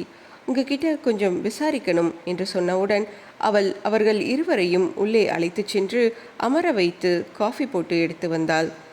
சார், சொல்லுங்கள் சார், என்ன விஷயம்? அகிலாண்டேஸ்வரி அம்மா இறந்தது உங்களுக்கு தெரியும் தானே? ஆமாம் சார், எனக்கு தெரியும். என்னோட சம்மந்தி அம்மா தான். அவங்க ரொம்ப ரொம்ப நல்லவங்க. அவங்களுக்கு இப்படி ஒரு சாவு வரும்னு நான் நினச்சி கூட பார்க்கல. என் மகளாலையும் அதை ஏற்றுக்கவே முடியலை. அவ்வளோ பெரிய குடும்பத்தில் பொண்ணை கொடுத்துட்டு நீங்கள் ஏன் இப்படி ஒரு பழைய வீட்டில் இருக்கிறீங்க? உங்களுக்குன்னு ஒரு புது வீடு வாங்கி வைக்கலையா? மேடம், நான் ஒரே ஒரு ஆள் தான் இருக்கேன். எனக்கு எதுக்கு புது வீடு, பெரிய வீடெல்லாம்? இந்த வீடே எனக்கு போதுமானது. அது மட்டும் இல்லாமல் எனக்கு வேலை செய்கிறதுக்கு ஒரு வேலைக்காரியை வேற அப்பாயிண்ட் பண்ணியிருக்கா என் பொண்ணு. அதுவே போதுங்களே எனக்கு. அதுவே ரொம்ப பெரிய விஷயம். அப்பப்போ வந்து மாப்பிள்ளையும் பொண்ணும் என்னை பார்த்துக்குவாங்க. சம்மந்தி அம்மாவும் எப்பவுமே ஃபோன் பண்ணி என்னை விசாரிச்சுக்கிட்டே இருப்பாங்க. அங்கே வீட்டுக்கு வர சொல்லி கூப்பிடவும் செய்வாங்க. நான் தான் பெருசாக போய்க்கிறதில்ல. அதான் முதலையே சொல்லிட்டேனுங்களே, அவங்க ரொம்ப ரொம்ப நல்லவங்க. என் பொண்ணுக்கு ஒரு பெரிய வாழ்க்கையை தானமாக கொடுத்தவங்க. அவங்க மகனும் என் பொண்ணை ரொம்ப நல்லா வச்சுக்கிறாரு. என்ன, எனக்கு தான் ஒரே ஒரு குறை. கல்யாணம் ஆகி 7 வருஷம் ஆகியும் இன்னும் எந்த ஒரு குழந்தையுமே இல்லாமல் இருக்காங்க. நானும் ஏதாவது ட்ரீட்மெண்ட் பாருங்கன்னா என் பேச்சையே கேட்க மாட்டேங்கிறா என் பொண்ணு. இதுக்கு மேலே எனக்கு ஒரே ஒரு ஆசை தானுங்க. அகிலாண்டேஸ்வரி அம்மாவே அவங்களுக்கு மகளாக வந்து பிறக்கணும். அதுவே எனக்கு போதும். அம்மா, உங்கள் வீடு சின்னதாக இருந்தாலும் ரொம்ப அழகாக இருக்குது. நான் சுற்றி பார்த்துட்டு வரட்டா என்று அருந்ததி கேட்டு எழுந்து சென்றாள். அவள் பின்னேயே ஆதித்யாவும் சென்றான். அவர்கள் இருவரும் பழைய புகைப்படங்கள் இருந்த ஒரு அறையை நோக்கி சென்றனர். அங்கு இருக்கும் புகைப்படங்களை காட்டி, யார் இது என்று கேட்டபோது, இது சுனைனாவோட அப்பா, இங்கே இருக்காரு பாருங்க உருமா கட்டிட்டு, இது சுனைனாவோட தாத்தா, ரொம்ப பெரிய வைத்தியர். நாட்டு வைத்தியமெல்லாம் செஞ்சு தீர்க்க முடியாத வியாதியெல்லாம் சுலபமாக தீர்த்துருவார். அதனாலேயே இவருக்கு பேரும் புகழும் நிறைய கிடைச்சிது.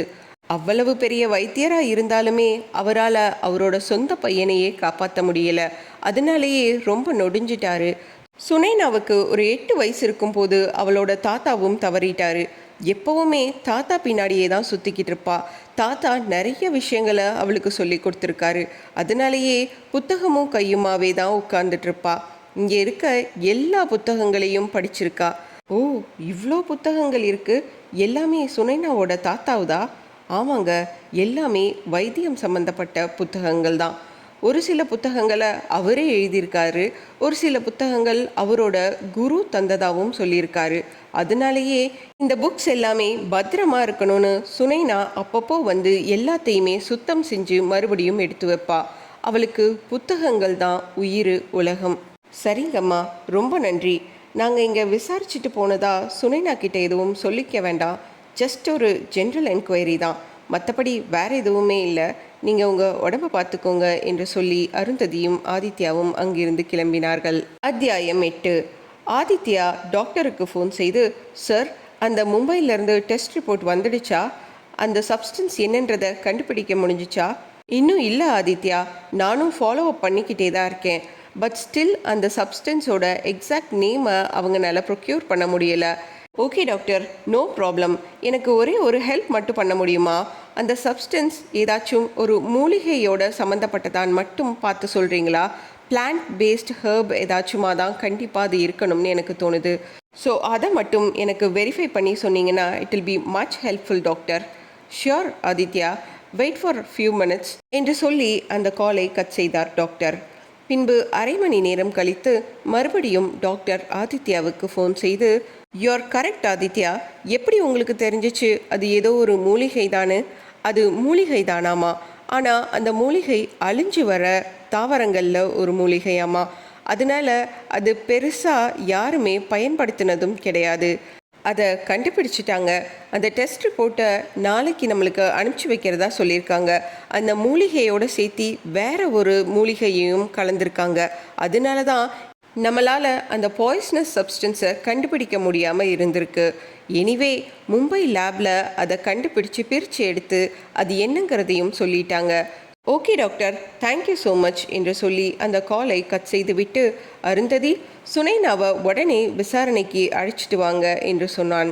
அத்தியாயம் 8. விசாரணை அறையில் சுனைனாவை காத்திருக்க சொல்லிவிட்டு கான்ஸ்டபிள் சென்றார். வெகு நேரம் கழித்து இன்ஸ்பெக்டர் ஆதித்யாவும் சப் இன்ஸ்பெக்டர் அருந்ததியும் அங்கு வந்தனர். உடனே சுனைனா, சார், எதுக்கு என்ன இங்கே வர சொல்லியிருக்கீங்க? என்ன ரீசன்? எங்கள் அத்தை கொலை சம்மந்தப்பட்ட விஷயந்தான் முடிஞ்சிடுச்சுல்ல. நீங்கள் கொலைகாரனை கண்டுபிடிச்சிட்டீங்கல்ல, அப்புறம் எதுக்கு இன்னும் விசாரணை எல்லாம் என்று பதட்டத்துடன் கேட்டாள். சுனைனா, உங்களுக்கு தெரியாதா என்ன? நீங்கள் எதுக்கு இங்கே இருக்கீங்கன்னு உங்களுக்கு தெரிஞ்சிருக்கணுமே இந்நேரம். எனக்கு புரியலை sir. Okay fine, will explain you that. Akilandeswari அம்மா கையறுக்கப்பட்டு இறந்தாங்கன்னு எல்லாத்துக்குமே தெரியும். ஆனால் அதை விட அதிர்ச்சியான ஒரு விஷயம் எங்களுக்கு போஸ்ட்மார்ட்டம் ரிப்போர்ட்டில் கிடச்சிச்சு. அவங்களோட வயத்தில் யாராலையும் கண்டுபிடிக்க முடியாத ஒரு பாய்சனஸ் சப்ஸ்டன்ஸ் கிடச்சிச்சு. அந்த சப்ஸ்டன்ஸ் என்னங்கிறத கண்டுபிடிக்கிறதுக்கு எங்களுக்கு இவ்வளோ நாள் ஆச்சு. அண்ட் ஆல்சோ அந்த சப்ஸ்டன்ஸ் யாரால் எப்படி அவங்களுக்கு கொடுக்கப்பட்டுச்சுங்கிறது இன்னமும் மர்மமாக தான் இருக்குது. ஓகே இன்ஸ்பெக்டர், அதுக்கு எதுக்கு என்னை இங்கே விசாரிக்க கூட்டிட்டு வந்திருக்கீங்க? எனக்கும் அதுக்கும் எந்த சம்பந்தமும் இல்லை. நீங்கள் வேணா சம்மந்தம் இல்லைன்னு சொல்லலாம், ஆனால் அதுக்கான முழு சம்பந்தமும் உங்ககிட்ட இருக்குதுன்றத நாங்கள் எப்போவோ கண்டுபிடிச்சிட்டோம் சுனைனா. அந்த சப்ஸ்டன்ஸ் என்ன, எப்படி அந்த பாய்சனை உங்களுக்கு கொடுத்தீங்கன்றத நீங்கள் உங்களோட வாயாலேயே உண்மையை ஒத்துக்கிட்டு சொன்னீங்கன்னா பரவாயில்ல. இன்ஸ்பெக்டர், நீங்கள் சொல்கிறது எனக்கு புரியலை. அந்த மாதிரி எதுவுமே நான் பண்ணலை. எதுக்காக வீண் பழியை என் மேலே சுமத்துறீங்க? என்னோட ஹஸ்பண்ட் பிரகாஷ்க்கு தெரிஞ்சிச்சுன்னா அவ்வளோதான். அதைத்தான் நாங்களும் கேட்க வரோம் சுனைனா. நீ மட்டும் இந்த வேலையை செஞ்சியா, இல்லை உன் ஹஸ்பண்ட் பிரகாஷும் உன்னோட சேர்ந்து உன் மாமியாரை கொல்றதுக்கு ஹெல்ப் பண்ணாரா? நீ இப்போது என்ன நடந்துச்சுன்றத உண்மையை ஒத்துக்கிட்டா அதுக்கு மேலே விசாரிக்கிறது பிரகாஷ் கிட்ட போகாது. இல்லைன்னா கண்டிப்பாக பிரகாஷுக்கும் இதில் சம்மந்தம் இருக்குதுன்னு உன் ஹஸ்பண்டையும் கண்டிப்பாக அரெஸ்ட் பண்ண வேண்டியது வரும். ஸோ இப்போவே உண்மையை ஒத்துக்கிட்டா பரவாயில்ல என்று அருந்ததி சொன்னவுடன் சுனைனா கண்களில் கண்ணீருடன், நீங்கள் தயவு செஞ்சு பிரகாஷை மட்டும் எதுவும் செஞ்சிடாதீங்க. பிரகாஷுக்கும் இதுக்கும் எந்த சம்மந்தமுமே இல்லை. அவர் ரொம்ப ரொம்ப நல்லவர். எனக்கு அவருனா உயிர். என்னால் அவருக்கு எதுவுமே செய்ய முடியலை. கல்யாணம் ஆகி 7 வருஷம் ஆச்சு. இது வரைக்கும் எனக்கு பிடிச்சது எல்லாத்தையுமே பார்த்து பார்த்து செஞ்சாரு. எனக்கு இருக்கிற குறை எல்லாத்தையுமே மறந்து சந்தோஷமாக இருக்கிறதுக்கு ஒரே காரணம் பிரகாஷ் மட்டும்தான். அவரை சந்தோஷமாக பார்க்கணுன்றது என்னோட ஒரே ஆசை. அவருக்கு குழந்தைய தான் பெற்று கொடுக்க முடியலை. அட்லீஸ்ட்டு அவர் எனக்கு அப்புறமா நேசிக்கிற கம்பெனியில் ஒரு பெரிய போஸ்டிங்லையாவது போய் உட்காரணும்னு ஆசைப்பட்டேன். ஆனால் என் மாமியார் இருக்கிற வரைக்கும் அது நடக்கவே நடக்காதுன்னு எனக்கு நல்லா தெரியும். 2-3 தடவை அவங்க கிட்ட என் ஹஸ்பண்டோட ப்ரொமோஷனை பற்றி பேசி பார்த்தேன். ஆனால் அவங்க அதுக்கு பாசிட்டிவாக எந்த ரெஸ்பான்ஸுமே தரல. அப்போவே முடிவு பண்ணிட்டேன், இவங்க கிட்ட கேட்டால் எந்த பிரயோஜனமும் இல்லைன்றது தெரிஞ்சிருச்சு. அதனால நான் எடுத்த முடிவு தான் இந்த பாய்சன். என் தாத்தா ஒரு பெரிய கை வைத்தியர். அவருக்கு தெரியாத மூலிகையே கிடையாது. சின்ன வயசுலேருந்து அவர் எந்த மூலிகையை பறிக்க போனாலும் என்னையும் கூட கூட்டிகிட்டு போவார். அதனாலேயே நிறையா வகையான மூலிகைகளை பற்றி எனக்கு தெரிஞ்சிருந்துச்சு. அது மட்டும் இல்லாமல் நிறைய புத்தகங்களை ரெஃபர் பண்ணி நிறைய விஷயங்களை படித்து தெரிஞ்சுக்கிட்டேன். அது மூலியமாக எனக்கு எந்த மூலிகையோட எந்த பொருளை ஆட் பண்ணால் எந்த மூலிகையோட தன்மை தெரியவே தெரியாதுன்றத கண்டுபிடிச்சேன். அதுக்கப்புறமா 2 மூலிகையையும் எங்கள் தோட்டத்திலேயே நான் வளர்க்க ஆரம்பித்தேன். அது என்ன செடின்றது அங்கே இருக்க யாருக்குமே தெரியாது, எனக்கு மட்டும்தான் தெரியும். டெய்லியும் பூஜை செய்யும் போதெல்லாம் பிரசாதத்தோடு சேர்ந்து அதையும் கலந்து எங்கள் அத்தைக்கு கொடுத்தேன். ரொம்ப கொஞ்சமான அளவு தான் கலப்பேன். அதனால அதனோட தன்மை சீக்கிரமாகவே மறைஞ்சிரும். அதை டெய்லியும் சாப்பிட்டுட்டே வந்தால் இரத்தத்தில் நிறைய மாற்றங்கள் ஏற்படும். அதனால இயற்கையான மரணம் ஏற்படுறதுக்கு நிறைய வாய்ப்புகள் இருக்குது. கண்டிப்பாக ஒரு 6 மாதம் இல்லை 1 வருஷத்துக்குள்ள அவங்களாவே இயற்கையாக இறந்து போயிடுவாங்க. யாருக்குமே அந்த இறப்பின் மேலே எந்த ஒரு சந்தேகமும் வராது. கடந்த 1 வருஷமாக இந்த மூலிகையை பிரசாதத்தோட கலந்து எங்கள் அத்தைக்கு கொடுத்துட்டு இருந்தேன். கண்டிப்பாக கூடிய சீக்கிரமே இறந்து போகிறவங்க தான். ஆனால் அதுக்குள்ளே ரேவதி அம்மா அவசரப்பட்டுட்டாங்க. அவங்களும் என் புருஷனுக்காக தான் செஞ்சுருக்காங்க. நானும் என் புருஷனுக்காக தான் செஞ்சோம். இதிலிருந்தே உங்களுக்கு தெரிஞ்சிருக்கும் பிரகாஷ் எவ்வளவு நல்லவர்னு. நாங்களும் அதே தான் சொல்கிறோம் சுனைனா. பிரகாஷ் ரொம்ப ரொம்ப நல்லவர். அது அகிலாண்டேஸ்வரி அம்மாவுக்கும் தெரியும். அதனால தான் அவங்க உங்கள் 2 பேர்த்துக்கும் ஒரு குழந்தை பிறந்ததுக்கு அப்புறமா இந்த கம்பெனியோட மேனேஜிங் டைரக்டராக பிரகாஷை ப்ரமோட் பண்ணுறதுக்காக உயிரில் எழுதி வச்சுருந்துருக்காங்க. அது இங்கே இருக்க யாருக்குமே தெரியாமல் போயிடுச்சு. ரொம்ப பெரிய தப்பு பண்ணிட்டாங்க ரேவதி அம்மாவும் நீங்களும் தான். நீங்கள் அகிலாண்டேஸ்வரி அம்மாவை கொல்றதுக்காக எவ்வளவோ விஷயங்களை தேடி தேடி படிச்சிருக்கீங்க. அதுக்கு பதிலாக எப்படி அம்மா ஆகிறதுன்றத தேடி தேடி படித்து அதுக்கான ட்ரீட்மெண்ட்டை எடுத்திருந்தீங்கன்னா என்றைக்கோ உங்கள் husband managing director of the company ஆயிருப்பார். எல்லாமே உங்கள் தப்பு தான். முட்டாள்தனமாக செய்கிற ஒரு சின்ன தப்புனால அகிலாண்டேஸ்வரி அம்மா மாதிரி ரொம்ப நல்லவங்களை இந்த உலகத்திலிருந்து சீக்கிரமாகவே நீங்கள் அனுப்பி வச்சிடுறீங்க. Sir, congratulations. ஒரு வழியாக இந்த கேஸை 1 வீக்குள்ளே முடிச்சிருக்கீங்க. ரொம்ப பெரிய சாதனை. நான் முடிக்கலை அருந்ததி, நீயும் நானும் சேர்ந்து தான் முடிச்சிருக்கோம். உன்னோட ஒத்துழைப்பு இல்லாமல் இந்த கேஸை இவ்வளவு சீக்கிரம் என்னால் முடிச்சிருக்க முடியாது. அது மட்டும் இல்லாமல் கமிஷனர் சார் செம்ம ஹாப்பி ஆயிட்டாரு. அவரோட ஒய்ஃபு நம்மளை இன்னைக்கு டின்னருக்கு கூப்பிட்டுருக்காங்க. அவங்க வீட்டில் ரொம்ப பெரிய டின்னர் அரேஞ்ச் பண்ணியிருக்காங்களாமா. Sir, super sir. அப்போ இன்னைக்கு நைட்டும் ஓசியில் சோறு, அதுலேயும் விதவிதமாக வெரைட்டியாக செம்ம சாப்பாடு. Thank you so much sir. இதே மாதிரி கமிஷனர் எப்போவுமே ட்ரீட் கொடுத்தாருன்னா பரவாயில்லையே, மாசத்துல ஒரு 3-4 தடவையாவதும் ஓசியில் நல்லா சாப்பிடலாமே. ஏன் அருந்ததி இப்படி சாப்பாடு சாப்பாடுன்னு அலையிற? என்னதான் சாப்பாடு சாப்பாடுன்னு அலைஞ்சாலும் எவ்வளவுதான் நீ சாப்பிட்டாலும் குண்டாக மட்டும் மாட்டேங்கிற. இந்த கதையை முழுசாக கேட்டவங்களுக்கு ரொம்ப ரொம்ப நன்றி. கதை பிடிச்சிருந்துச்சுன்னா கமெண்ட்ஸில் சொல்லுங்கள். அண்ட் ஆல்சோ லைக் பண்ணி சப்ஸ்கிரைப் பண்ணி ஹைப் பண்ண மறந்துடாதீங்க. Thank you so much. அடுத்த கதையில் பார்க்கலாம்.